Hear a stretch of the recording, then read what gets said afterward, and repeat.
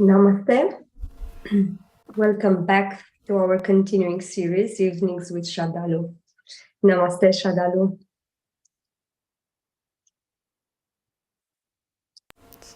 Namaste, happy to be with all of you. Today we will continue our exploration on the distinctions between the feminine and the masculine, part 3, which we covered in the last sessions. Today we will particularly focus on the aspect of male and female formations created by nature. And we will invite Sraddhalu to revive our memory and resume this topic. And of course, as usual, you may send your questions on our chat box, or you may send beforehand the questions at our email ID, integralstudies.in@gmail.com. We are happy to listen more about this subject. Yes, it's a very important subject because it touches so many different distinctions, and a question which is at present of great importance, generally in the educational sphere, but also for the future of humanity. In one of the talks that the mother gave in Japan, she made this point that the future spiritual, let's say, evolutionary step in the Superman will be born of a woman. And therefore, the place and importance for a woman to be able to incarnate spiritually what is required is far more important, isn't it? And much more important, perhaps even on a general level of humanity, she made this observation that as long as half of humanity is in chains, you cannot expect the full potential of human evolution to be realized. And she worked for that. She made sure that those chains were broken. And as we saw last time from one of Sri Aurobindo's observations, it does take a few generations for the full potential to unfold. And we are seeing the benefits today. And something quite remarkable is taking place all over the world. Many changes are taking place quite remarkably. And we will touch upon some of these in our discussion today. Recall, all this started as part of a general discussion for education and the distinction between boys and girls particularly, but then we broadened the whole discussion to the two aspects of consciousness, masculine and feminine, as poise is of a single consciousness. We saw the spiritual principles, the way it articulates in the mental and even vital ranges to some extent, and as it approaches the physical, there is a more rigid distinction of form of the qualities which represent the masculine and feminine. And we saw how nature, looking up from below, has tried to create two different vehicles optimized for a masculine or a feminine incarnation, or at least for the soul to have an experience which is more aligned to the masculine qualities being developed or feminine qualities being developed. In fact, we see both qualities exist in all of us, men and women equally, but in the biology, nature as if highlights, amplifies, subdues certain combinations or qualities in order to create these distinctive vessels. And we saw last time how we can really appreciate this only when we see the truth top down and not bottom up, as is conventionally done in evolutionary biology or modern psychology. Last time we also saw some very important things, including the certain distinctions between men and women, which make for advantages to both, and sometimes quite significant advantages. Even for a spiritual point of view, we saw how the missing factor or the complementing factor of what is missing in each one of us is easier to be filled by the women because the missing factor is more on the psycho-spiritual domain, whereas for men the complementing missing aspect is much more on the vital physical, and that takes more effort. So there are certain natural biases and advantages to each of these for specific, I would say, poises even in a spiritual journey. So in the ascetic spirituality there was a greater advantage for men because already a certain abstraction from the physical and vital levels, and so for a practice that wants to break out of the world and discard the physical and vital, there was a natural advantage there. But when we speak of a spiritual realization where you want to manifest a higher consciousness or a higher potential, women have the natural advantage. And if you recognize that the whole of evolution today is turning towards this affirmative spirituality, even in traditions which are principally ascetic, you will find the affirmative angle somehow sneaking in from behind, or the entire movement just dies out because nobody is interested in joining something which is purely ascetic. So it's coming in different ways, but the affirmative side, even when denied, you will see the critical role that women can play. So all this is to set a background for certain things. I also spoke last time of the natural affinity and what happens when there is the joining of the masculine, feminine, generally in women and men, or it could be also irrespective of that, just these two qualities coming together. So today we will amplify a little bit on this and look at some more distinctions. I had skipped a few points last time, saying that I was afraid that it might get too controversial or misunderstood, and there was a request from a few people not to skip that, so I will still try to weave that in today, even if that makes for a slight overlap from last time's discussions, and then we will take up some of the questions which have been pending. So remember, when the soul chooses to incarnate, and as it develops its line of or range of experiences through the incarnations, it will find itself naturally aligning to either a more masculine characteristic of consciousness or a more feminine characteristic, aligning to become more and more optimized as a vehicle for the divine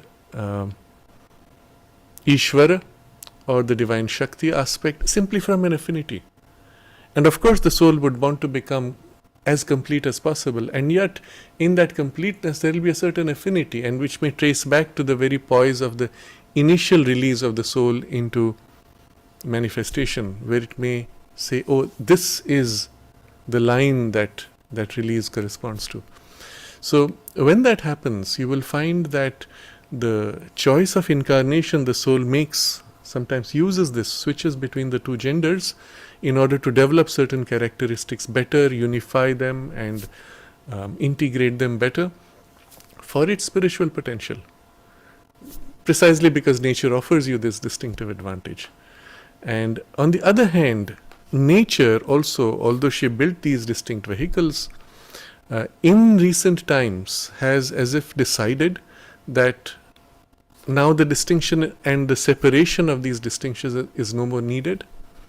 And there is actually an effort, a push from nature itself to allow each, the male and the female, not being bound to the masculine and feminine, but actually develop the fullness of qualities in each one, although the vessels have their distinctive characteristics.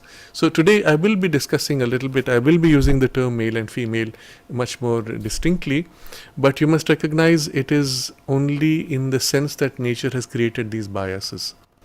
And we are still recognizing in each male and female, we want to develop the full spectrum of the what we would call masculine, feminine aspects of experience and qualities, and to be able to be a transparent vehicle, whether the divine chooses to manifest through you the Ishvara aspect or the Shakti aspect, or a woven blend of both simultaneously or alternating between these for different stages of the work.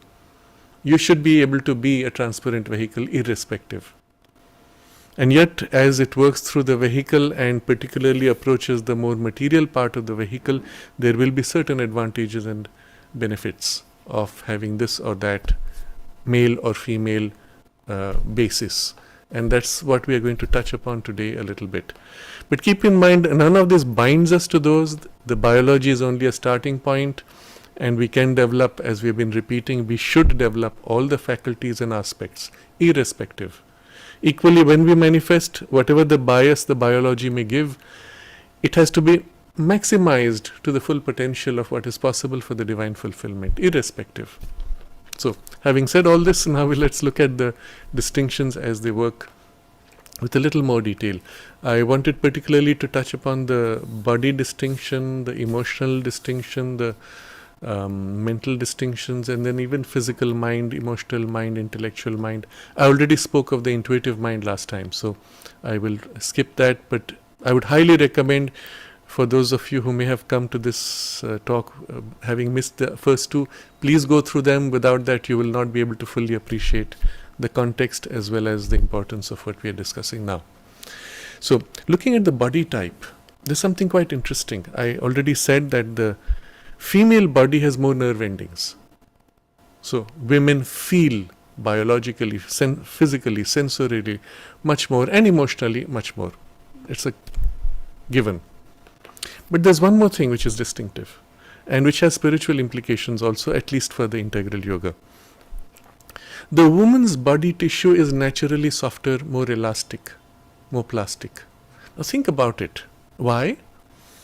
Now you could give bottom-up reasons. You can say, but woman has to give birth, so the body has to be more plastic, to more adaptable. And as I mentioned last time, nature could have done it, has done it differently for so many species. It's not about that. Recall the way I abstracted it to the masculine and feminine as the stability and firmness, one-pointedness, focus, and for the feminine qualities being the fluid flow, encompassing, embracing, widening, diversifying. So the plasticity is inherent in the feminine characteristic. That's rather nature's attempt to capture that Shakti aspect in the vehicle is the deeper basis for it. So other biological reasons one can give, it can go the other way equally. And there are species where the two are different. As an example, for example, you will see with human beings, generally speaking, for a given age, for a given heredity, let's say, a brother and a sister, the man will be taller, more heavy, more muscular than the woman, generally speaking. And it's obvious. Why? If you observe all the species in nature, this is not true in all species. In fact, there are, if species level, almost as many species where the female is larger and stronger than the male. In fact, there are more species where the female is stronger and larger. Interesting. But what is also more interesting, if you go deeper into this observation at species level, much of this tends to happen for species which are of a lower grade of individualization. So let's say with certain birds and fish and so on. When it comes to a greater mentalization, greater individualization, nature somehow begins to shift the balance slightly. And the male is larger, stronger, and the female proportionally but harmoniously shorter, less muscular, less heavy. Now here's the interesting thing. I said nature has decided to change something, and this has been happening. Mothers declared this, I think, in 1960, that nature has finally decided to collaborate and hasten the transition to the new species and the new consciousness. Until then she was telling always, but why are you in a hurry? There's eternity of time. Why are you in a hurry? I want to enjoy each step and make the maximum of exploration of possibilities. And the mother said, I was trying to convince Mother Nature, no, you have to speed up and there is not time for this. In 1960, she announced that Mother Nature has agreed to collaborate. And then she gave a message where she said, addressing it to Mother Nature, saying, then there is no end to the wonders of your collaboration. Now, two things have happened. First is on the biology level and for the human beings, as well as on species level of plants, animals and others. there has been a hastening, an acceleration, an opening of new possibilities, changes radical which were as if unimaginable, and at a pace which is too rapid purely from an evolutionary perspective. Now about the men and women, I'm going to touch upon this. Remember I mentioned, I think it was last time or the time before, I think it was the time before, I said that Mother had spoken of the change in the human body as one of the two signs for the action of the supermind directly in the physical consciousness. The other was weather patterns. So in the body, she said the difference between the genders would become less and less. And there's an interesting passage where she describes the prototype of the Superman that she saw, and she points to the chest and says these things are not there, and it was almost an archetypal form. And then she says also that it was in gymnasts and people who work on their body consciousness that you will see this distinction becoming less first. Now, there's something very interesting I want to share, and I have perhaps shared this but way back 2 or 3 years ago. In the ashram, we have a database of what is called the medical checkup records, going back to the late 40s, I think, or when the ashram physical education department was formally established, and I think it was before 1950. 47, 48, something like that. And from that point on, as part of the physical routine and discipline, every year, every student and every participant in the physical program goes through what is called a medical checkup. So we have these very old files, a file with your name on it. So in mine, for example, it starts from the age of 3 or 4. And with each, there are 3 columns, 1 column for each year, and then so many measurements. Everything from height, weight, vital capacity, blood pressure, and various other basic checks. Now, all this data was put online on the computer in what is, in my opinion, the world's largest database of this kind of data. So, starting from age 3, I think it is 5 they start, up to, well, the rest of your life, as long as you're part of the physical education program. So we have had people up to 95 who have been part of it. So age 5 to 95, from let's say 1950 to today, so nearly 70, more than 70 years, it's the world's largest database of this kind. Now, what is more interesting is the actual basis for this data, which is the food we eat, has been almost exactly the same over these 70 years. At least for those who eat in the dining room and what is the children's kitchen called corner house, food is almost exactly the same. And the physical education programs that all these people go through for specific age groups has been exactly the same. Practically nothing has changed. Maybe a few things, sword fighting was dropped out at some stage, and I think judo perhaps more recently has been dropped, but pretty much everything else as a comprehensive program is the same. So that makes for a fascinating database. Nothing has changed in terms of food quality. If anything, after the 1970s, we would say the quality of food generally all over India dropped because of what was called the Green Revolution. They speeded up the growth of plants and they have less nutrition. So you have to eat more to get the same nutrition. And this was done all over the world in a very damaging way. But other than that, you will say pretty much everything is the same, and the Indian food typically is the same. We don't have too much of packaged foods. Now, why is all this important? Because we find something dramatic. If you map the age group of boys and girls, put it on a chart. So I point it for you. Let's say you start from age 5 to onwards. So boys have a certain growth rate, you're growing, and then suddenly there's a shooting up and a stabilizing at a certain age. Girls have a certain growth rate, a sudden shooting up, slightly different age, and then stabilizing at a different age. Now, if you look at the two and map them on the same chart for the age groups, you will see boys are taller, and as you go up, both are growing, but boys remain taller. And as you grow, they follow the same curve. Now, if you map this decade-wise, and now you show the same rise across decades, what is fascinating is, across the decades, the average height of the girls is rising, approaching the average height of the boys. And as they grow, the gap becomes less and less. Fascinating. So let's say across 70 years now, the gap of the average height, given any height for a given age, whatever it was, the girls have become taller and there's a matching almost approaching. I don't know if it will actually reach an exact point, but it'll come really close. At least that's the way it's heading now. There's no sign of it reducing. And this is showing you something fascinating. With all the food and activities being exactly the same, there is no reason for this, and seen across 70 years, it is consistent. It's not like it spurted suddenly and then stabilized or again separated. It's a straight line and narrowing.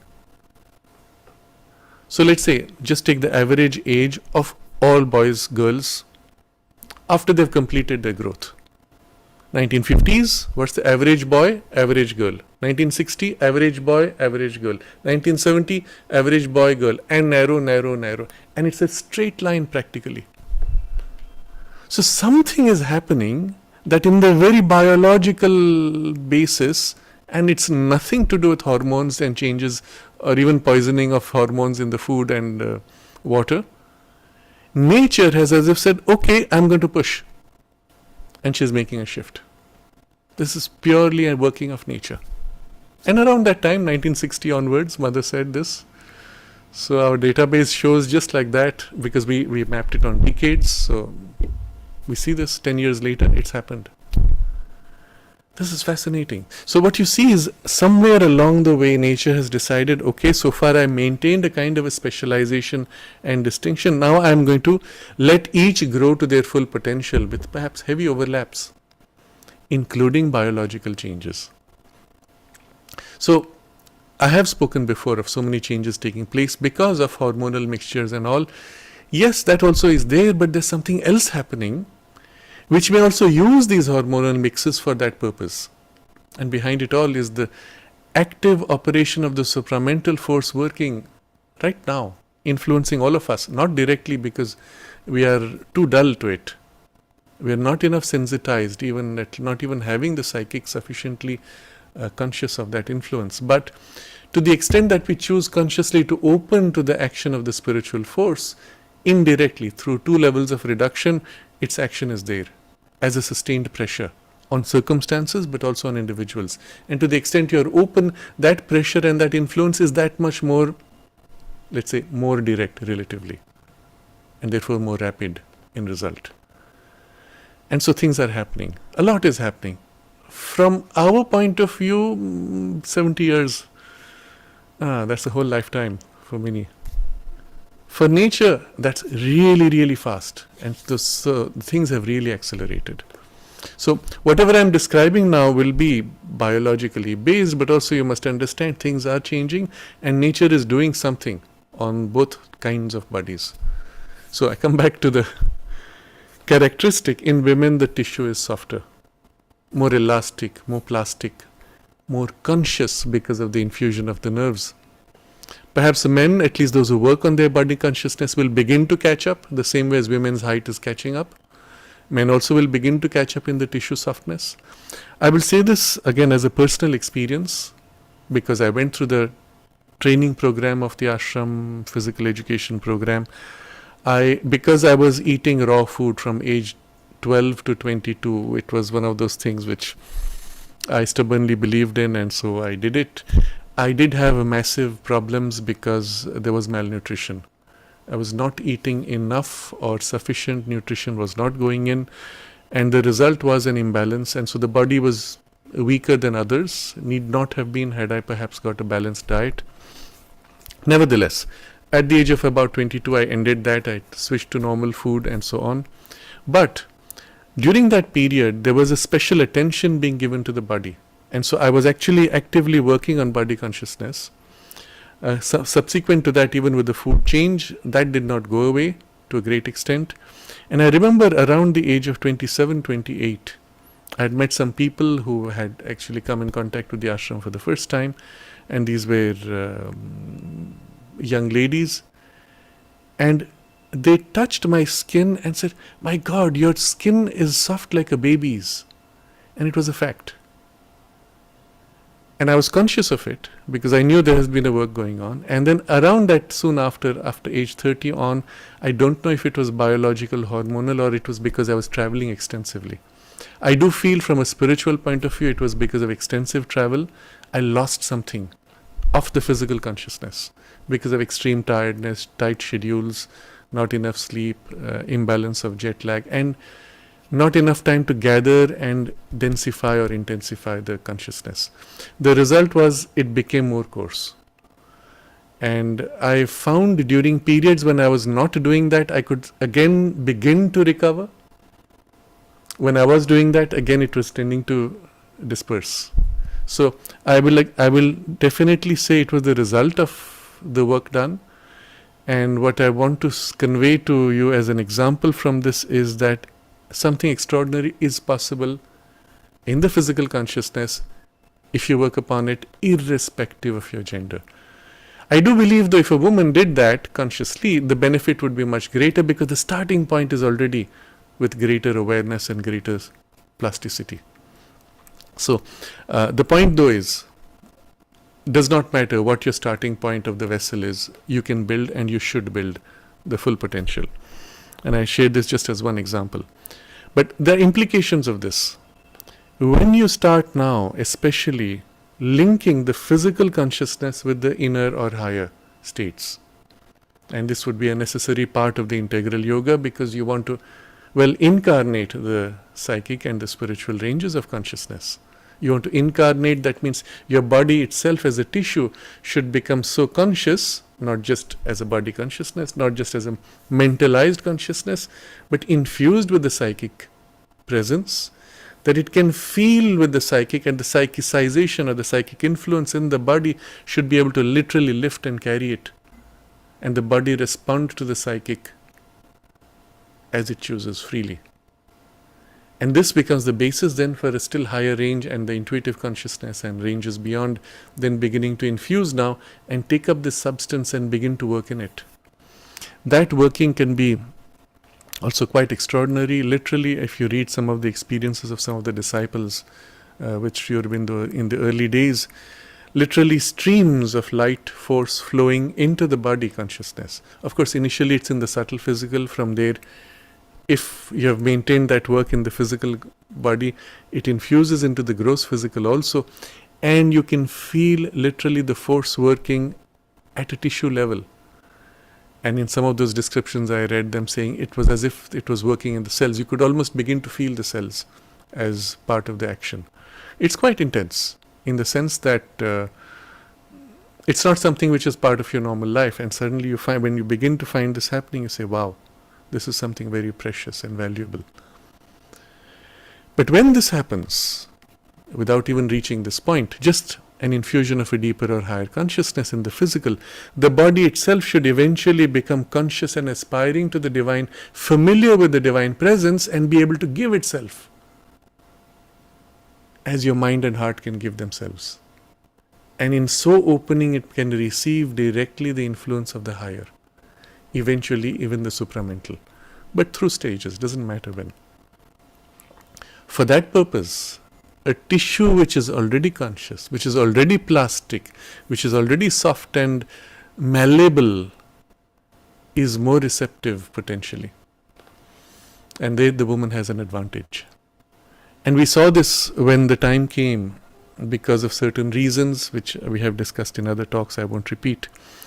It was necessary for either Sri Aurobindo or the mother to leave the body and go on the other side to form a bridge to bring down the supramental consciousness upon the earth. Well, the mother said Sri Aurobindo should stay and she would leave. And Sri Aurobindo said, no, your body is better suited for the transformation. And so he chose to leave. As an aside, for those who believe in astrology and palmistry, and of course there's a principle and a basis. Sri Aurobindo's line was shorter, Sri Aurobindo's line was longer, the mother's shorter, and mother comments on this. She said, well, when he chose to leave, it was, well, he chose. And she stayed, chose to stay, didn't matter what the line was. But because her body was more capable, more ready for the transformation, they made this choice. And why was it more ready? Because of that advantage. Now again, I'm pointing to this because it is something very valuable. And for those of you who have that advantage, do make the most of it if this is your goal. if you want to make your body conscious and receptive and a vehicle for a direct action of the spiritual force in the physical consciousness also, and the physical transformation. Doesn't matter how much you can do in this lifetime. What you do will stay with you as an inherent capacity in the consciousness that you will carry and infuse into the next body that you take, and make it, lift it to a level which you could not do just like that starting afresh then. So don't worry, you won't lose it if you work on this in this way. But there's an advantage, as I said, for women, but there's, like I said, also for men, it can be equally an advantage if you begin early, and the earlier you begin, the better. And I mentioned this last time, it does not matter when you begin, you will have a result. It just maybe it takes longer if you start later. So this body type and softness of the body has actually huge implications when it comes to this work of awakening, spiritualizing, psychicizing the body consciousness, and awakening it to the divinization process. So this is one example I'm showing of the difference. In men, the tissue is not as soft because the characteristic of the masculine, the stability, makes for also the body type to be more rigid, but also tending to be more strong. Now, if you observe this difference, there are other interesting things you can see. In India, for example, if you go around and see a house construction, at least in the older days, now there are more machines. When everything was done by human beings, you would see families, men and women, and sometimes the children. So a woman has a baby, she is on site for her work, she'll hang a sari from the tree, and the baby is, that's the cradle for the baby. She is there nourishing him when needed, and then she goes to work. So today you don't see that. That was a period of abject poverty. Things have changed. But still, when you see the men and women working, you will see the work they do is different. If you just come to a site at a random time, you'll see women working almost all the time, men sitting around talking. Oh, they work less? No, there's a difference in the work. If you observe carefully what happens, when there is a work that requires a huge power, let's say muscular strength, the men are brought there and they do it. When there is a work which requires sustained effort, sustained stress, it's the women who take that. The male muscle is unable to maintain that degree of sustained effort as women's muscle is able to spontaneously without any special training. Of course, if you train, both can get both. But women's muscle cannot take that very heavy load where the limits are pushed, where literally the muscle might tear. Men's muscles are better designed for that. So you see this difference in the biology itself, and it corresponds again to that stability and fluidity characteristics of the masculine and feminine. But even in the design of the muscle and the strength, you find these very interesting starting point, differences of starting point. And these have implications. They have implications in the way in a child the instinct arises. So if you observe children playing, the things which the boys will do and the things which the girls will do will tend to differentiate because of this qualitative distinction of the muscular characteristic, of the nervous characteristics, of the tissue sensitivities, of the perception of the senses, and heart opening, mind opening. And you will find automatically the characteristics make for different interests, different patterns of interest, pace of development, form of development, parts of development at different ages. It's inevitable. And it's important for us from an educational point of view to observe and then provide for what they need first, and then provide for what they don't naturally have, and help them grow and complement into those aspects which are not instinctively naturally taken up. Thankfully, we have this advantage. Today, nature has said, okay, I want to do this. So we have the push of nature.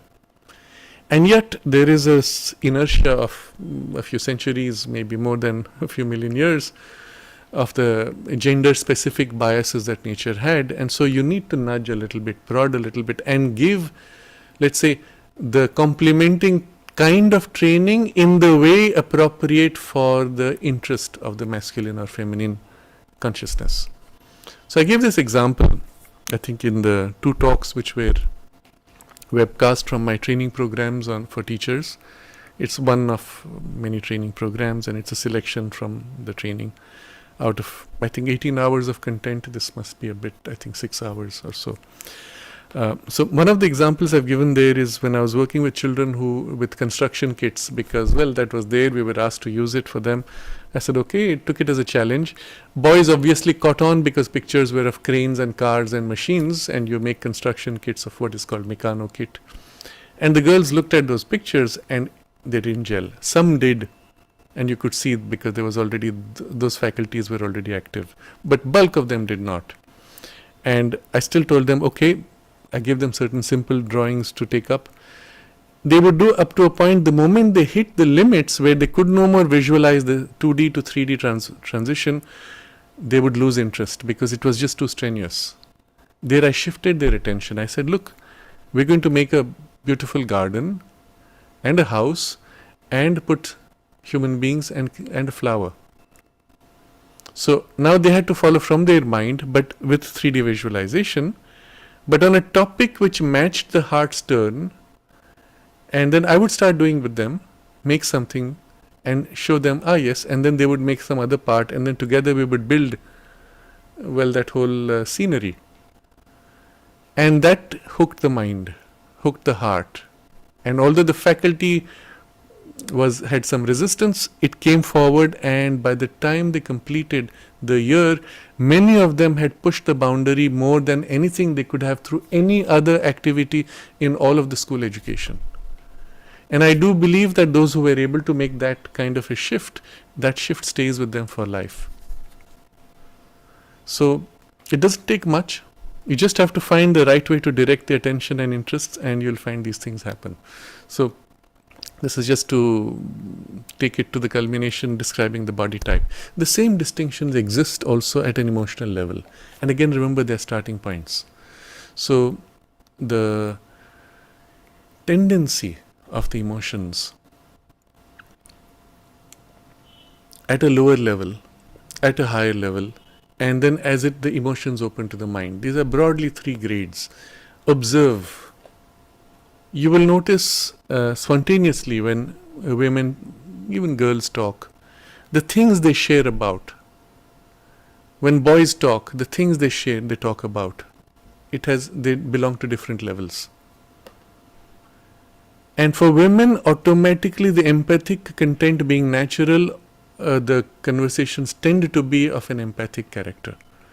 Now from there, if you leave it at that, it'll just stay there and become enriched but bound. You shift from there to a higher grade of empathy. Widen out of the individual and open it to plants, animals, and then even to other age groups which seem beyond your range of recognition. It can be done in many ways, through drama, through direct contact experience, through cinema, various ways. And then through that, bring it to the brink where the empathy shifts into the thought content. So emotion, thought, bridge, vital, mind, mental, vital, these would be the ranges. And then bring into the domain where through empathy you perceive the thought and the thought values. And that would be the natural entry point to awaken and enter the thought empathy, and then enter therefore through that the thought experience without losing the bridge of the emotion, and build the continuity. And then having got to that, you can build there rapidly and build an interest there. Using again examples which would resonate with the heart but then demand attention of the mind, and you will build very quickly, so to say, the house of the mind with specific faculties and so on, but with the benefit of continuity with the heart. But if then you can help them to stay there, begin to live there more, then you will find the freedom from the emotions, or the freedom from the lower tendencies of emotions, without losing the continuum.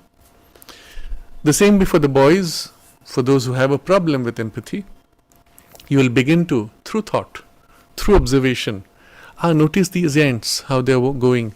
Notice how they communicate. Notice how they build. If you were an ant, what would it look like to carry a grain of sand? How big is it compared to you? So you allow an empathy, but the mind turning to empathy, and then from there the heart activates. Fascinating. All the faculties are waiting to be awakened. It's just you have to create those links. And then, now the ant looks at the human. This human is running, is walking. I don't know where his foot will come. How do I avoid him and not get crushed? So you create the scenarios. Again, it can be done depending on age group, through drama, through cinema, through just this identification, even through, which I would often do because I had only one period in a week with the children, then I would just describe how it works, what the ants do. But in the narration, bring them through identification in the empathic experience. There's a case of a child that I was made aware of who looked at ants and he would go and crush them. Saw any insect, he would kill. Not out of malice, just, that's how it is. Interesting, something to do. So I suggested to the mother to narrate stories of the ant's life. And through the empathy, it was a boy, so through the empathy, get to that. And very quickly, he got it. And in the story, I give examples. The ant will say, oh, this boy, he is going to look after me. Oh, that boy, he's going to crush me. I need to run away. And I like this one who helps me and who gives me food. And then just a few days later, this boy comes from the garden with a story of how he helped an ant and observed some insect and helped them. Just like that, it flipped his reality. The empathic element had been awakened.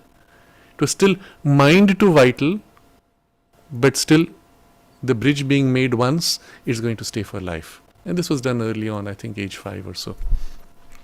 So this is just to show that whatever your natural starting point of a range of interests, so first you have to observe.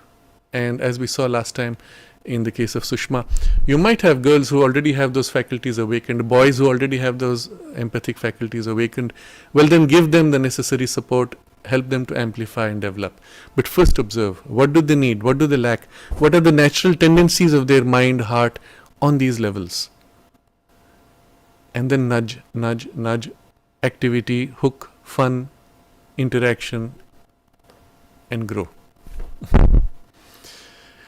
As we grow up, this same distinction takes on a different form. So again, if I had to look at from a girl's point of view, as she grows up, you will see in late teenage when they often start feeling an attraction for the other sex. The first grade of attraction, which again a lot depends on the education, but what you see typically in cinema is shown as normal, is women are attracted to men who are hunks. Physicality, the physical muscular characteristic and so on. And there's a natural affinity because the instinct is looking for strength. But of what grade? Of the grade you live at. A more refined consciousness would look at the hunk and say, too superficial. That's nice, but what's real inside? And then it finds, this boy has a quiet power, a deep sense of stability, stillness, confidence. He's not shaken, affected. And this more refined girl would find that more attractive. Another who has now grown into a power of intellect will find a boy who has that kind of ability or characteristic more attractive. So you find in these relationships also the natural affinities, as they grow, they tend to find the complementing characteristics attractive, and vice versa from the men to the women. What is interesting is, if at that moment you find a way to turn the attention to the higher or deeper range and not allow instinctive indulgence on the lower levels, they grow very rapidly into those higher ranges and appreciate those ranges quickly.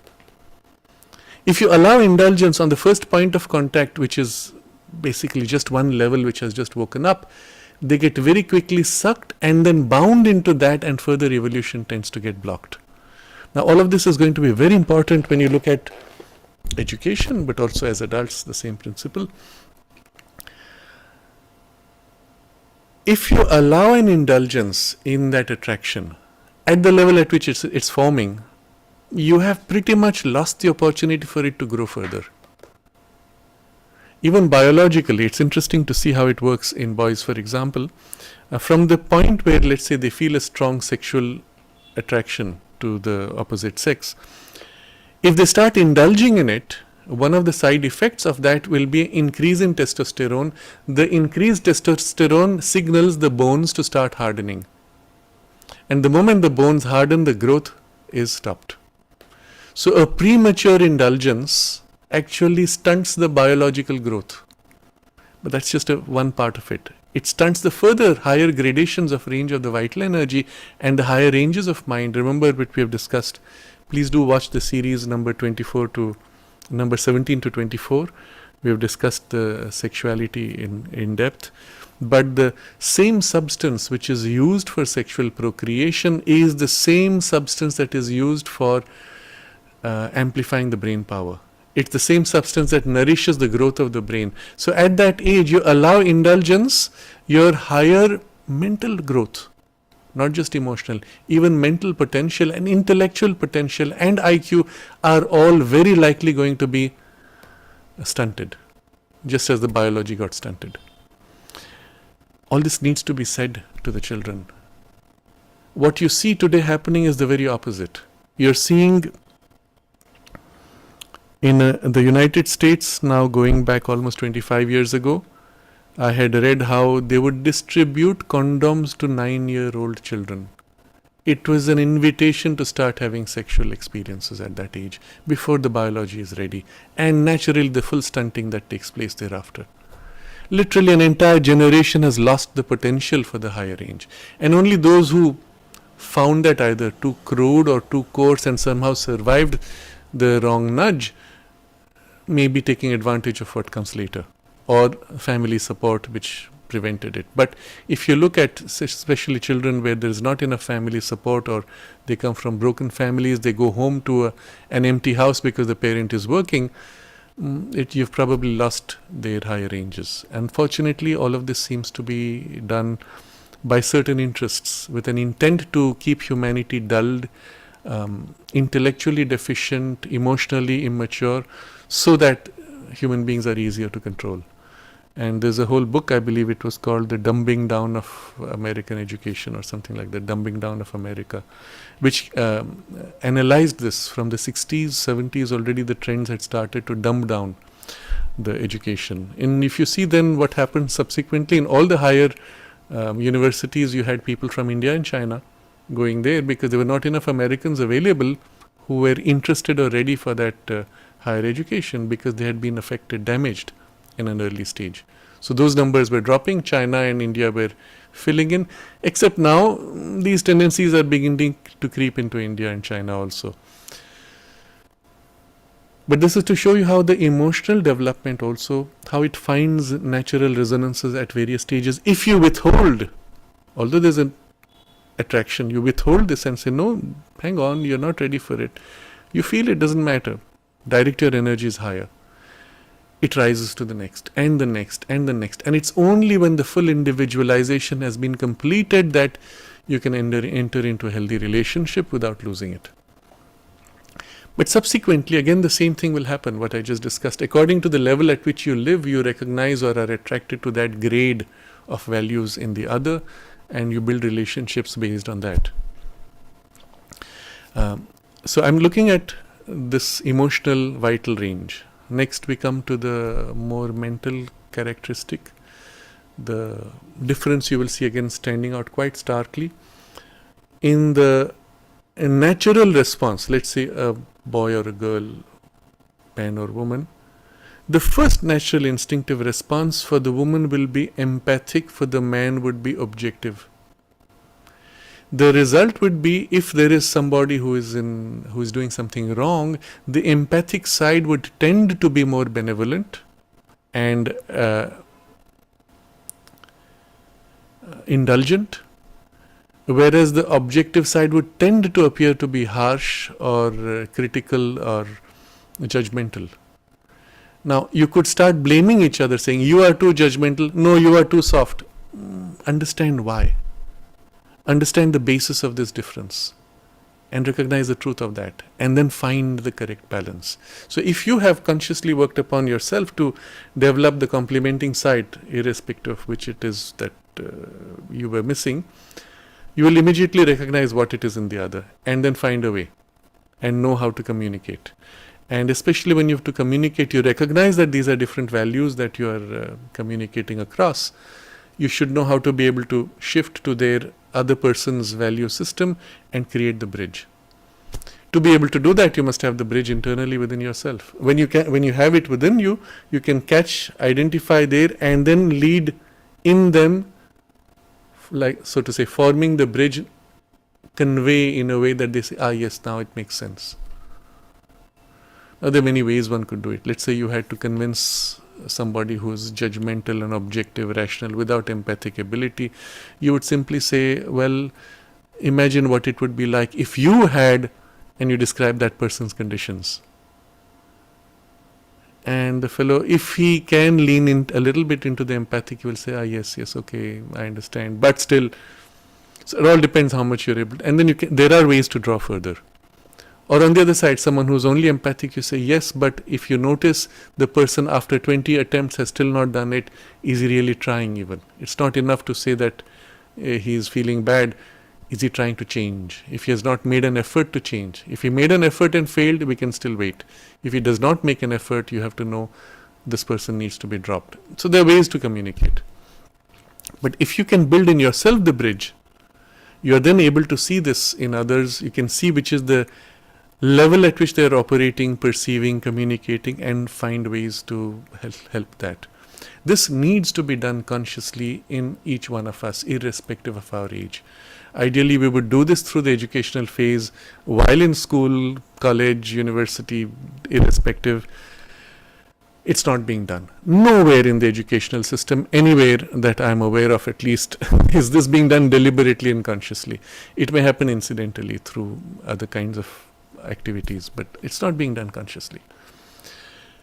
For us as adults, as practitioners of the integral yoga, well, observe in yourself what are the gaps, what are the patches within you where the consciousness has not developed, which levels, and consciously learn to do it. How it would work is, it's a bit tricky to initially. If you feel yourself one way, very objectively, is to feel, if you feel the gradations of consciousness, you will notice there's a patch here, typically for most people here. There's a gap. Below that is a certain emotional band, above that is a different emotional band, lower vital, higher vital, we'll say, and there's a gap. Similarly, in the emotional band generally, and then the head band, you'll find there's a gap. You need to actually shift between this state and this state. Notice that you can shift. If you're here, then you can shift here and stay here. You may feel uncomfortable. If you're here, you can go still higher up. Or if you live here, you can go here and feel and live in the emotional consciousness. You may feel uncomfortable, and then by shifting between these, you will find there's a way you can form a bridge and a continuity. And even when you observe somebody, you can empathetically perceive, shift to this, observe, and then find the band, find the gap, find the way to link, bridge, and a continuum so that this does not contradict that. Here is a harsh judgment, here is a soft weakness, but what's the truth? Or for that you may go deeper behind, open to some deeper inner or higher range from which you perceive the same situation from an evolutionary point of view and say, in this case we have to decide like this, but in that case we can decide like that. So this needs to be consciously bridged. The emotional mind and the rational mind should not be opposing each other. They need to be taught to be harmonized. And even if you have to judge somebody, there can be a sympathetic judgment or a harsh, disconnected sense of judgment also. Again, you will see in the same tendency, because of the biological, emotional and mental distinctions in the shape and form between the two sexes, there will be a tendency where you are weak in a situation, you are unable to get what you want, you begin to manipulate. There's an emotional manipulation and there's a rational manipulation. And some people get very skilled at that because they find they cannot confront directly, they are not comfortable with aggression, the vital is weak, so you cannot get into a head-on collision. You tend to manipulate, observe, become conscious, correct for it. If you need to strengthen the vital, irrespective of gender. You need to strengthen the vital to be able to engage with others without feeling always on the back foot. In that strengthening, again, what is the basis for that contact? More rational, more emotional. Observe, build the bridges, build these capacities. Now, I wish our education were complete enough to make people conscious of these levels, conscious of these kinds of engagement. It's one thing that when you study psychology, you're again taught, oh, this is one type, that is one type, this is a narcissistic behavior, that is a controlling behavior. To study it as patches, groups of behavior patterns, and quite different to observe and introspect within you and recognize all those tendencies are there within you. And notice which are more amplified, which you are more conscious, which you have learned perhaps in childhood, which you have perhaps inherited by imitation, by infection from parents or others around you, or sometimes biologically. To observe and become conscious, I would want to create an educational framework where actually we would observe the way Sri Aurobindo describes the whole of the human psychology in the synthesis of yoga, but now with these specific applications at various stages of your age group development. And then you'd be able to say, look, right now you're feeling this, but wait, in another year or two, this faculty will awaken, or that value system will kick in very strongly. Don't stop short with this. And because there is no such reference, you'll find children often when they get overwhelmed with strong emotions, they will take hasty decisions. This is it. So a girl age of 18 will say, I've fallen in love with X, now I'm going to stop my studies and go and marry him and we will live happily ever after. No, inevitably those marriages break. Who will tell them? Who will explain? No, but I'm convinced this is it. I found my lifelong partner. We've seen many cases like that, even in the ashram school. But now this kind of thing tends to happen quite easily. Now, of course, they don't go into that extreme. But they will suddenly abandon the whole focus of energies which were set to the growth of individuality and formation of individuality, and prematurely bond, losing the opportunity to complete their individuality. So these things need to be communicated, and this happens differently in the two genders. Observe and give them the right kind of support. The key, though, for all, for both, is the gap between the rational and the emotional, which absolutely needs to be bridged. There was, I think last time, a comment which had come, I hope it was from Radhika, who was very disappointed because she had completely misunderstood what I had said in the first talk. And she said how she spent a great deal of effort trying to graduate in a STEM subject. And I want to point to this. The difficulty is coming precisely because you are still identifying emotionally first. And the STEM subjects demand a rational entry. And this was the mistake you made even in listening to that talk. You were not following the rational component of it, you were following the emotional component and had an emotional reaction. So this is going to be a problem for many people because your first instinct is to stay in that part in you which is more naturally active, and vice versa for those on the other side. How do you do that? Consciously learn to make your emotions completely still and quiet. You may say, I'm losing the juice of life, the fun is gone.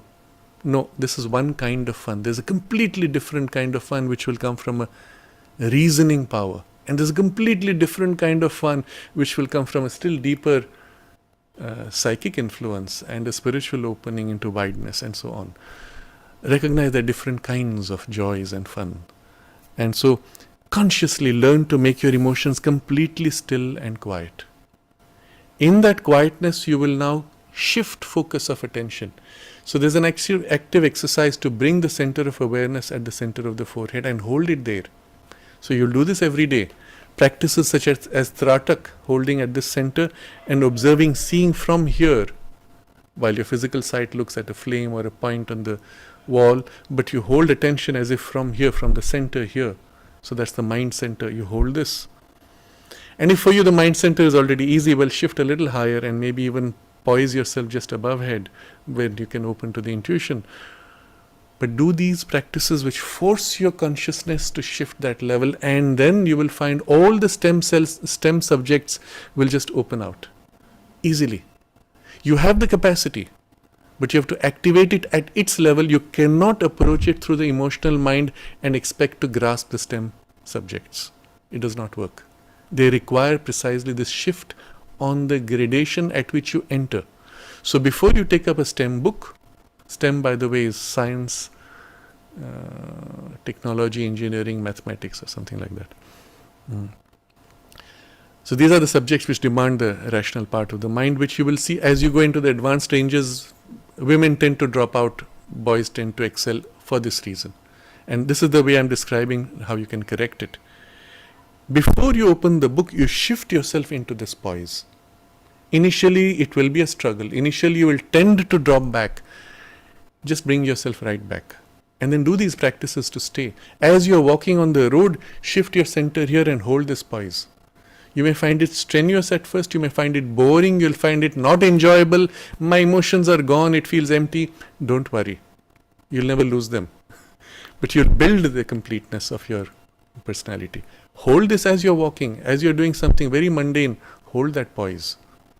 You're watching a movie or a TV serial, well, hold this poise and observe from here. And you'll find automatically your value system changes. Rather than wallowing in the empathy of the emotional drama, you'll begin to observe objectively, critically, analyze, interpret, perceive layers behind. Now you'll see there's this whole range of TV series, a category called soap operas. Do you know why they're called soap operas? Because they used to be broadcast in the United States at that time, in the 60s, 70s, in the afternoons, where the soap ads would be there, because that's the time when the women would be watching maximally. So all the soap ads would cluster there because women decide which soap to buy. So all those shows were associated with soap ads. That became the basis of soap operas. And what was the characteristic? They all wallow in emotions. So a situation comes, there's a tension, and of course they'll have more women with those emotional tensions, and then the camera will focus on each face and each expression and nuances of expressions. For many men, this becomes extremely boring. Why is it moving so slow? What's happening? Nothing is happening. But for the women, oh, I identify with this feeling, and then that one has a different feeling and a different nuance of feeling. My God, what a rich experience in the emotional domain. But because you enjoy this, you wallow in it, you never make the effort to cross over. And I'm going to say this even to those of you who are adults, having reached a certain level of, when you say, I have finished my education. No, you have not. If you enjoy this, please do enjoy, not a problem, but then force yourself to cross over to that range where initially you will not enjoy, but you will then find a very different perception, even if you watch the same soap operas or go for different content. Men, typically in the same context, would say, I will watch an adventure film.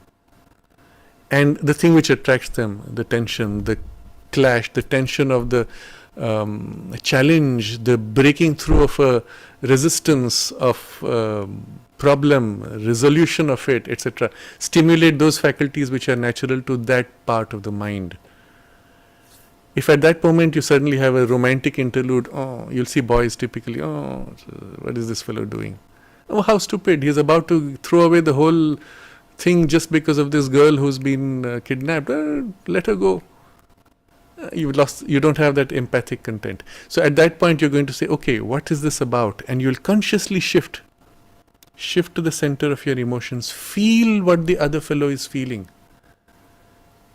And in identifying, you'll begin to feel, this one feels that one feels that. Watch the soap operas with that intention to feel the nuances of emotions in each and recognize the distinctions between each. Most of them are made with very skilled understanding of human psychology, and most of them have to be made by women because most men don't have that kind of very nuanced perception of emotions.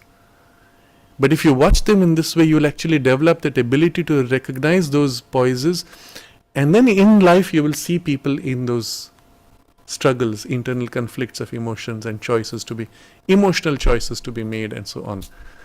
So I'm pointing to these in order to show you how you can actually shift and complete the missing layers and integrate them. If done soon enough, early enough, you have benefits later. If not, do it now, but the intention will be always, as those layers awaken and open up, you want to bring them into the overall turn of your aspiration and in the yoga.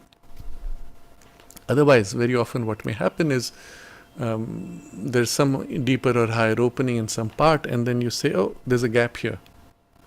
Of course, through the yoga process, those gaps will be filled much more rapidly, much more easily, and so on, but you would still want to do it, or you can leave them somehow stunted.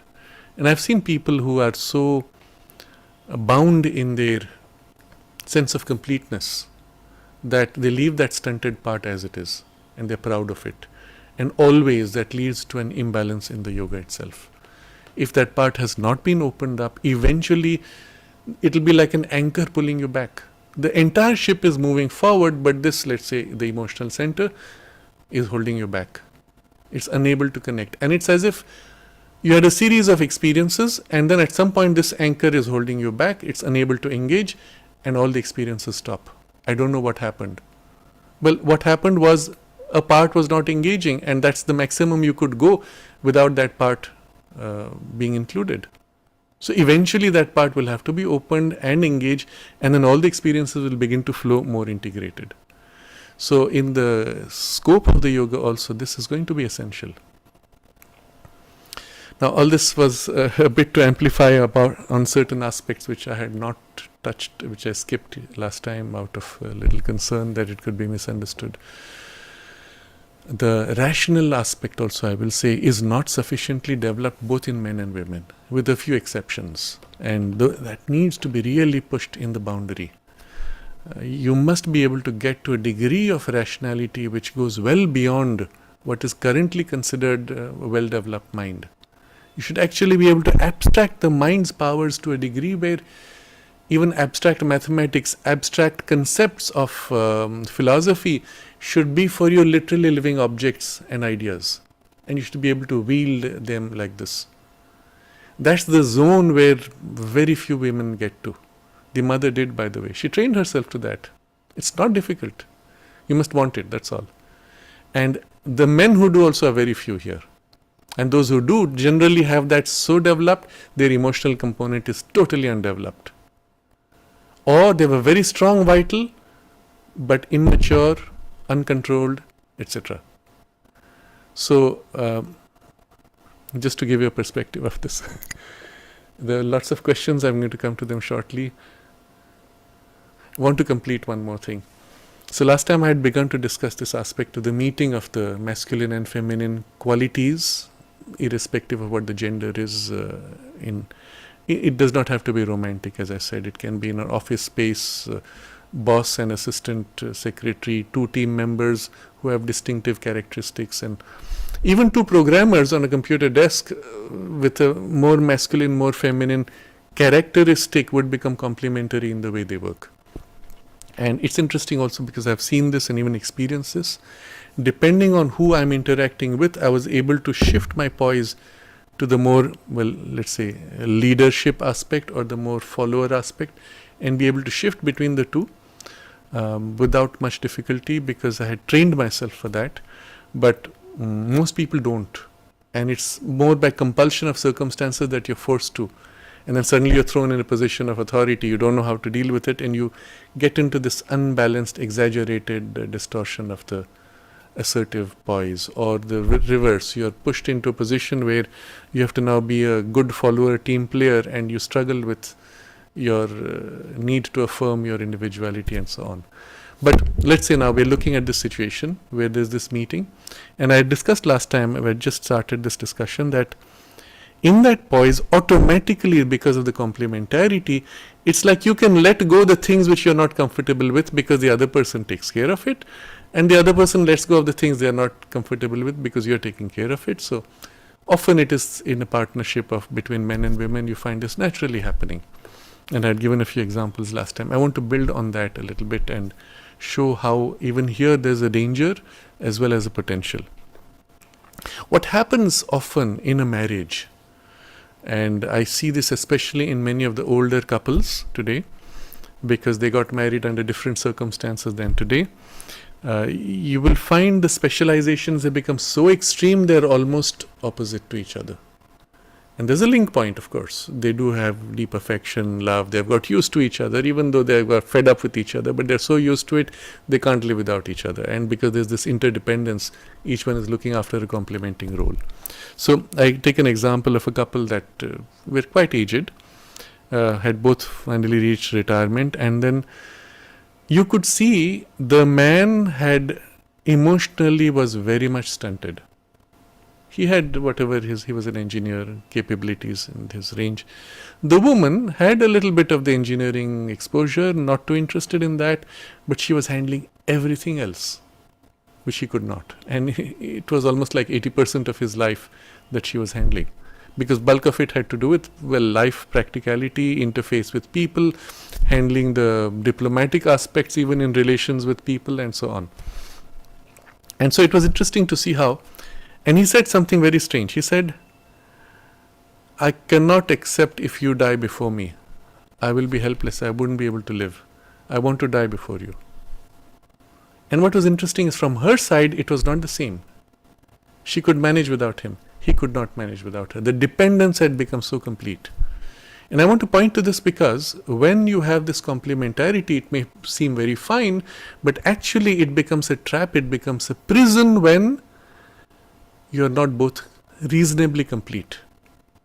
So there's a convenience, but the convenience now binds you until it becomes so extreme, so unbalanced, you never even have a chance to develop the missing aspects of your capacities.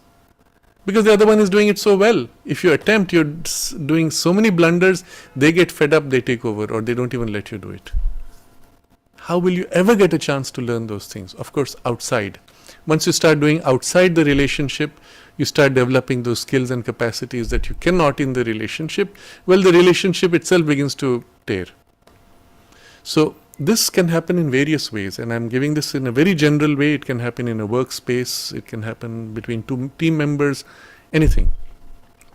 So this interdependence, although with great benefit, is not enough unless first you make yourself as complete as possible, the other makes themselves as complete as possible, and then you work as a team. Then for the purpose of the team, you have your specializations, but you can also overlap and take each other's roles as needed to some degree, maybe not with the same efficiency, but to some degree enough. Or if there's a need to rearrange the teams, you can actually manage even that. When you have that kind of a reasonable completeness, then the partnership can be healthy. In the case where there is not that level of completeness, the partnership is a dependence, and at the same time you're fed up because your operations are so different, you don't understand each other. Each says, he says, I don't understand her, she says, I don't understand him, but they can't do without each other. So there's actually love and hate. Now you won't say hate always, not in the case of that couple, it was not there, but you will get fed up with each other. And then you kind of find your friends' circles, he goes with the boys, she goes with the girls, and so on. So I'm pointing to this because this is essential now in the push that nature is making for the growth of the fullness of each one. You'll still operate within the overall, let's say, vessel of the male or the female temperament, but you'll build to a fullness, the other will build to a fullness, and whatever maximum you're able to, and then find a complementarity and partnership, it will be healthy. Now you see this interestingly much more in Europe and the United States, which have, so to say, been ahead of India in terms of the age of individualism and reason. Because of the colonial phase that India went through, these things got slightly delayed, and Sri Aurobindo points out how the individualism and reason that India has kind of shifted into was largely a European import at that point. I do find that has shifted. India is coming into its own characteristic way of individualism and reason, still finding it, but it's got a reasonably clear definition now. And we can see this happening in a different way now in India. So it's as if initially there was an imitation, and then the part which was, so to say, undigested or indigestible was discarded, and the elements which were useful were taken and used as a trigger for building a more distinctive intrinsic characteristic of individualism and reason specific to India.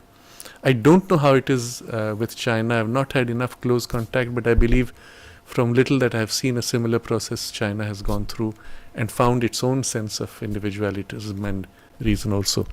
But what you see in Europe is this: literally both sexes have been forced to form, to whatever degree, reasonable completeness, and then the partnerships forming. But now that there is reasonable completeness, the dependencies are not so strong, and if the affinities are superficial, they break easily. So I'd seen statistics in the 1990s that typically in the United States you had 2 to 3 marriages, and often the third or fourth marriage would be stable because the basis of the first and second marriages were too superficial and shallow. You outgrew them very quickly. And eventually when you mature enough that you're reached some kind of a real depth, then you build relationships which are more lasting. One should not have to make so many mistakes. If this phase of early development could be properly done, and reasonably initial instincts held back reasonably by understanding that there is more to come, then you allow the fullness to be completed. Now I'm highlighting this much more for those of us who, whatever your age,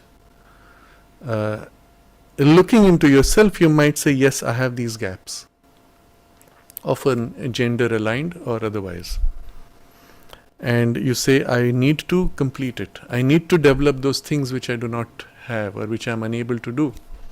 What are those? Well, look at what it is that you are outsourcing to your partner. See those things which you don't like to do. Start doing them. But not as a chore, but observe how your partner does it with a certain joy and skill. And say, I need to be able to feel that same joy and work with the same skill and do it with the same enthusiasm and find the way. If you have already a reasonably healthy partnership with love and affection sufficiently and trust, then you can actually use that point to identify and kind of lean into that quality of consciousness, and as if by identification assimilate that quality and say, yes, this is what you feel, this is what you do, and very quickly accelerate the completion of that thing which is missing in you. And this would be the, let's say, yogic way of learning. In a sense, this is what is happening in every class. Even with children, you identify with some quality of the consciousness of the teacher, catch that, and that's your transmission of insight and knowledge, or even awakening of a faculty or power of consciousness. You observe someone, you're attracted to, oh my God, this is so fascinating. Why? Because it's resonating with the faculty within you that's waiting to wake up. And observing, identifying, it's already beginning to awaken it. So the same thing you could do, especially if you have a reasonably healthy and secure, trusting partnership. Again, it need not be in a marriage, it need not be in a romantic relationship. It can even be in a work space, and you can do the same and learn very quickly. So consciously try to build this healthy completeness from which you can therefore build healthy interdependencies, whether it is as a lifetime partner or in a workspace in temporary partnerships. Try to be as complete in your individuality as possible, and then only settle into long-term partnerships, marriages, etc. to the extent possible again. Sometimes you may continue that even after marriage, but again the goal should be to try to make yourself as complete as possible, and nature has decided that, which is the reason why automatically the idea seems to us right. Go back to 100 years, and if you told men and women, oh, you must be complete. No, I don't want to. That's a woman's job. She says that's a man's job. Today it's different. You say, yes, of course, I don't want to be dependent. I want to be complete. And then build that healthy partnership. And there you may share. But when needed, you are able to flow across. And then still be distinct in your masculine, feminine characteristics. So in the West, as I said, there's been a greater advancement in this requirement to individualize, in a large part because of the specific conditions, especially after the Second World War, during and after, when women were forced into the workspace because there were not enough people to do certain tasks, and then they excelled in certain things more than men, and so that became a norm, and so on. But the result also there, because it was initially artificial, there were distortions. And there were two distortions which I will point to. One was that women tried initially, as part of the women's liberation model, to assert themselves over men and become equal to or replace men in the way men were. And that masculinized them in a way which is kind of unhealthy. A lot of this happened, you must understand, because the initial movement of the femininity, the women's lib, was initiated by a woman who lived in India. She saw women having so much freedom in India. She went back and said, oh, here the women don't have it. They don't even have the right to vote.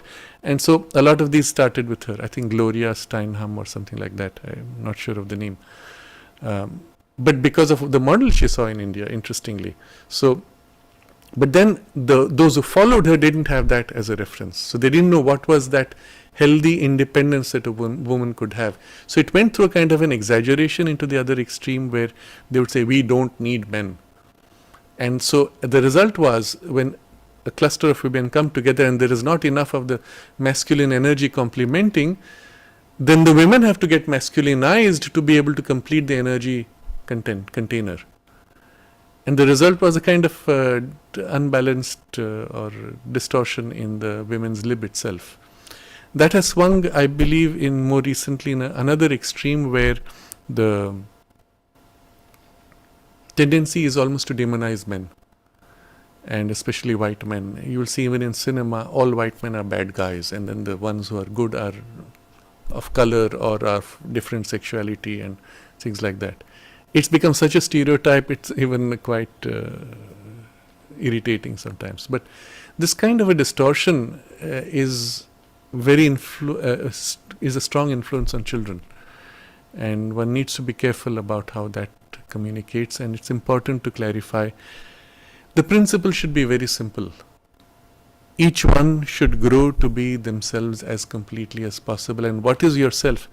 This is the problem. And since we are entering a subjective age, the sense of I am me and what I choose to be is often stopping with a very superficial emotional sense of I.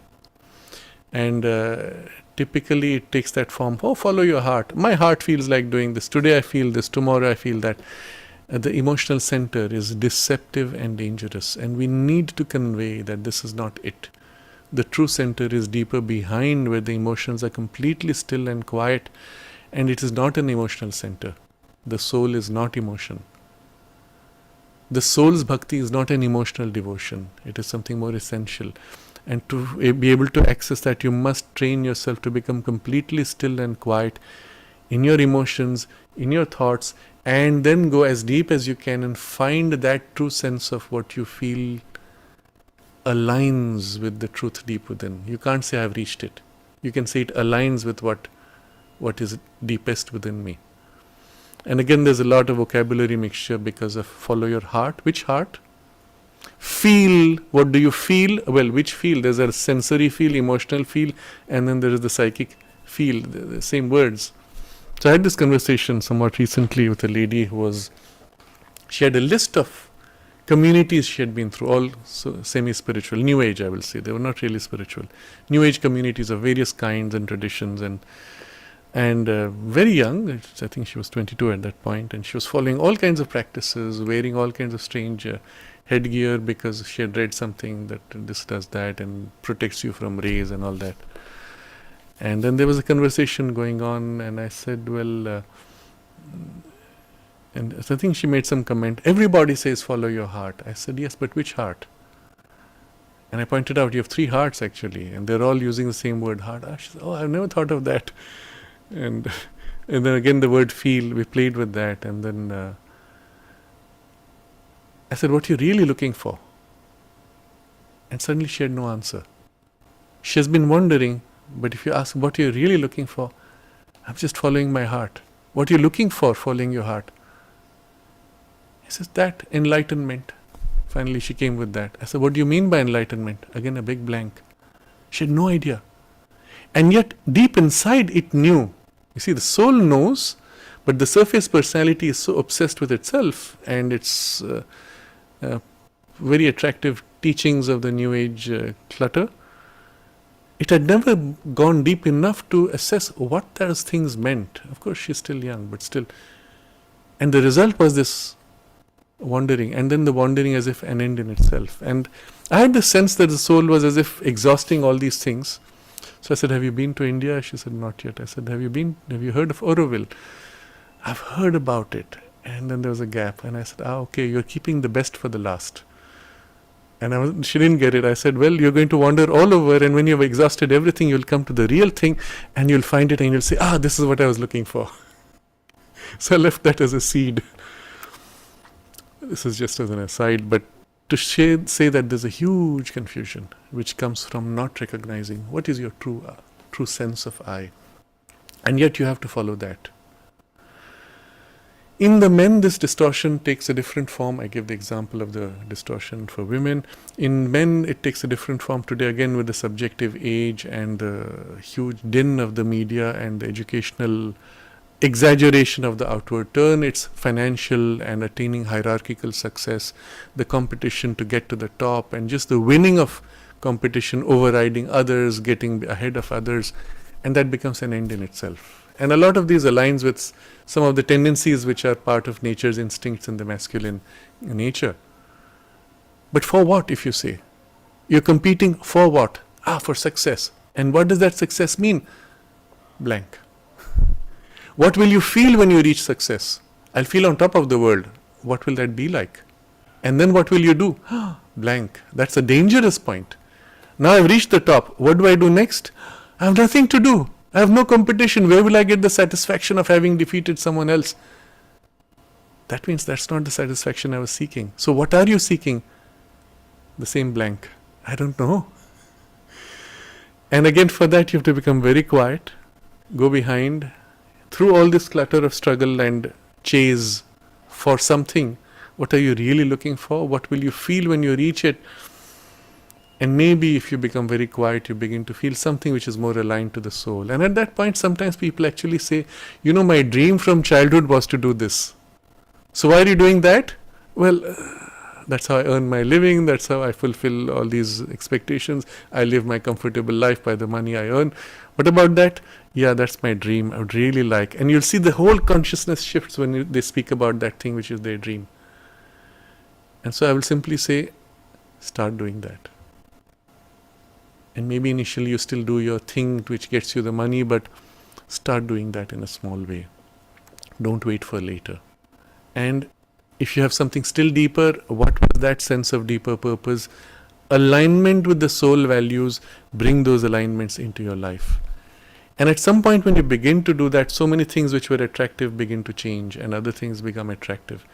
So it's an actual active process in which of introspection, in which both men and women, using their characteristic tendencies, will find their deeper sense of purpose, completeness, and then even complementarity. So for the purpose of this amplification of complementarity, I said there has to be something though. What is this thing which unites? It can be something very superficial, or we're in the same office and we have to finish this project. Good enough. It lasts for the duration of the project. As soon as the project is over, it breaks. If you have something of longer term, well, you need something of deeper value, because the project value won't last more than a few weeks. We both love to go hiking and biking in the mountain. Okay, that's a common interest. And then what happens when you're not in the mountain? We hate each other. And then we come together for mountain.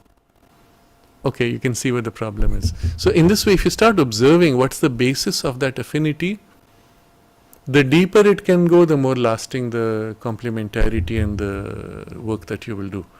Otherwise, if there is not an inner point of unity, this very thing which seems complementary now becomes opposition and breaks eventually. And there can be several levels at which this complementarity can be felt. I don't think we have enough time for that, but I'll just touch upon this if you look at it this way. Little children, their personality is not yet formed, their mind emotions are not yet formed, but the soul influences can be strong still. but they're turned outward by habit of modern education. So what's the form it takes? Some kind of an idealization of your own future. Observe how this takes form in the boys and girls. And especially when it comes into teenage, the first instinctive way, if you look deep enough and not just get attracted to the superficiality of it, is almost archetypal. It's an archetype. For the girl, it will be something like my knight in shining armor. That's the image from the fairy tale. The knight, what does he represent? Chivalry, heroism, courage, self-abnegation, strength, protection, force, one-pointed focus, power, purpose, achieving. And with that strength, shining armor. What is that shining armor? Purity of purpose. Selfless, there for all, to serve all, to save the nation, to save society, fight for truth. See, it's not articulated, but that's the feel. That's my knight of shining armor. What will he do to her? He will come and sweep her off her feet, take her on his horse and steal her. You want to be seized and captured by this protective force and then carried for the rest of your life in its protection, in which you will then feel free to flow and be and as you like. There's a very interesting passage from one of Mother's plays. I'm going to read from that. Fortunately, it's a bit longish, but it's a very interesting passage. Let me see if I can find it. So it's a play that the mother wrote between, in which there is it's called Towards the Future. There's a woman, a poet, clairvoyant, painter, and a school friend. And there's a discussion between the poet and the woman. And in that discussion, they're speaking about women generally. And there's this very interesting passage I want to read out to you. She says, they're discussing something, and then she says, to meditate on these things is a great joy to both of us. That would upset the ideas of many men, wouldn't it? They are convinced that women cannot do anything except talk about clothes. On the whole, they are not entirely wrong. Most women are terribly frivolous, or at least they seem to be. For very often this lightness on the surface hides a heavy heart and veils an unfulfilled life. Poor creatures. I know so many of them who deserve to be pitied. This is the woman who says this. And the poet says, you are right. Women really deserve to be pitied. Almost all of them lack the protection they need and are like frail craft with no harbor to shelter them from the storm.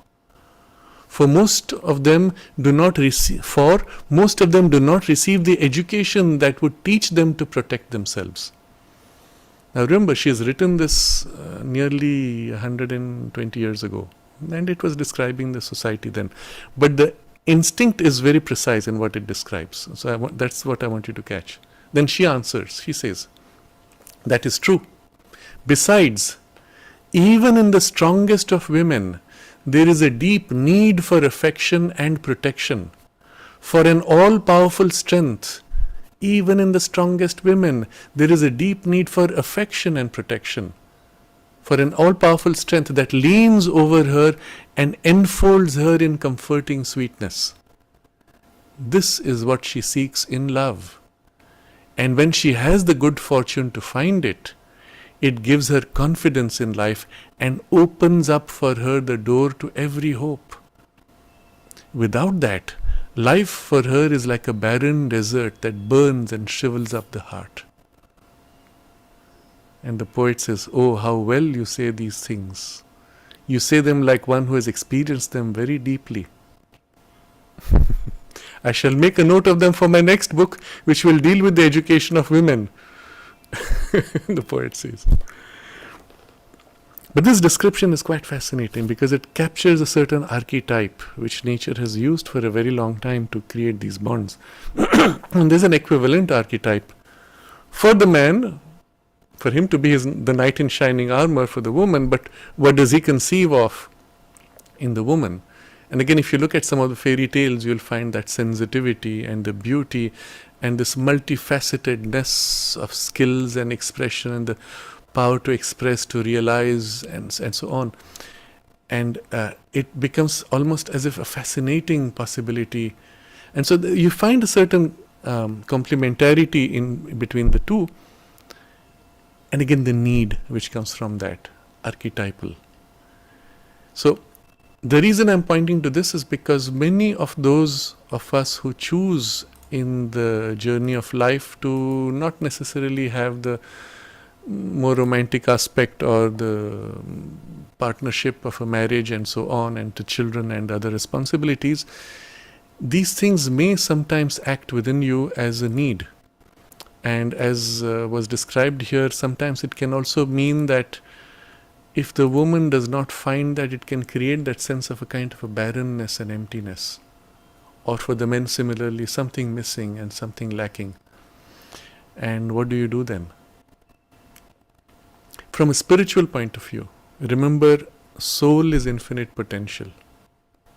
Divine is infinite potential. These are the two things. So either from deep within you, from the inmost center, that influence can flow out and fill the gap and make complete to whatever extent. Or from above, a certain quality of descent which can fill the gap. Sometimes the contact with these may be through some external means, through some familiar form of divinity, of idol, of worship, of space, of kind of work, contact with a certain group of people, various ways it can happen. You see, in the ashram, the mother did this sometimes where necessary, where helpful, that she allowed certain partnerships between men and women to form, to the extent possible, not allowing them to degrade, but so that precisely these needs would be supported and the amplifying character of the support beneficial for both. And so I leave it at that. If you consider what the archetypes and the way they work within you, then you look at what it is in terms of your source also, either within or above, and spiritually the quality that it represents. So very often you will see this happen. Women will feel more drawn to Sri Aurobindo and the quality of his consciousness, and men will feel more drawn to the mother and the quality of her consciousness, or equivalent in whatever tradition you might be in, precisely for this reason. Because you find that nourishing quality which you lack or which is missing or which you yearn for in that form. Male, female, but actually the divine quality of the masculine and the feminine, which you can receive either through that form, if that's the way you relate to, or directly even without the need for that form. But think about this, observe within yourself, and if you find that there is such a gap, such a lack, a need, something missing, this would be the most direct and perhaps the easiest way to find that completeness. And then perhaps sometimes circumstances bring within your circle friends, companions, collaborators, various kinds, in whom certain elements might also get filled and so on. But unless you are complete in yourself, you will always find a dependence externally to be a cause for great suffering. When you're complete in yourself, then you can build healthy relationships without that dependence.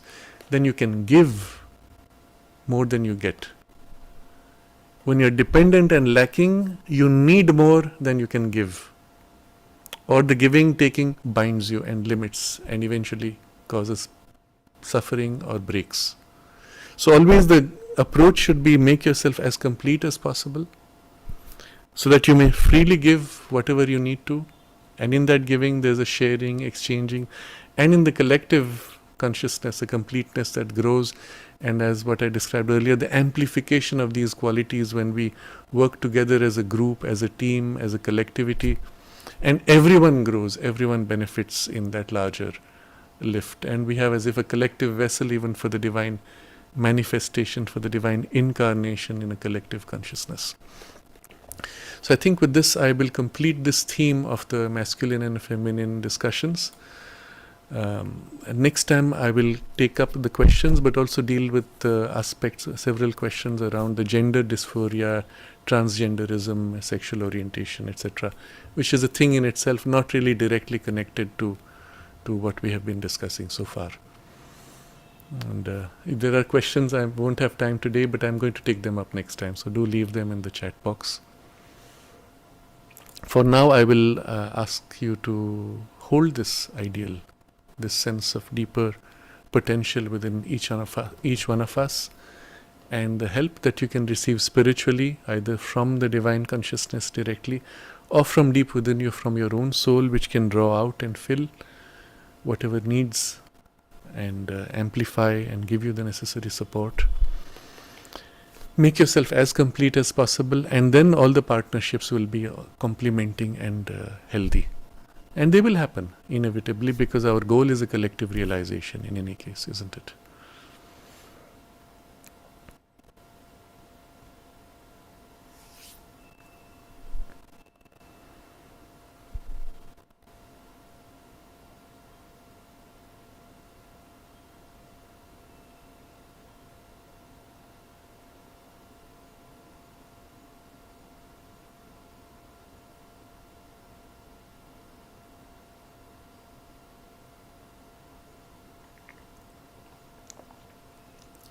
Namaste. Namaste. Very grateful for such a beautiful session. Thank you. May the Divine Mother lead our steps in our journey together.